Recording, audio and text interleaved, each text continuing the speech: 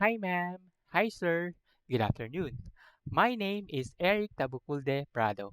I am 39 years old. I'm a Bachelor of Arts in English graduate. I studied at Pangasinan State University, Bayambang Campus in the year 2005 to 2009. I have a call center experience for almost 6 years.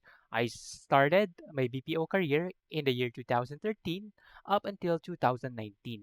My hobbies are watching anime series, playing mobile games, and cooking food at home. Why do I apply here in 51 Talk? I want to apply here in 51 Talk because 51 Talk is an online teaching platform. Second, 51 Talk is a work from home setup. And third, 51 Talk gives an opportunity for an aspiring teacher like me. I am not a teacher by profession, but I can use all the knowledge that I've learned during my work experience in the call center industry.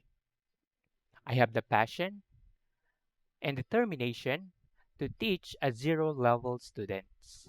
And also, I am willing to undergo training preparation just to meet the company standard for teaching.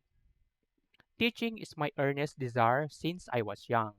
I hope that 51 Talk will give me a chance to teach in this kind of platform and develop more of my teaching skills and be part of the growing 51 Talk family.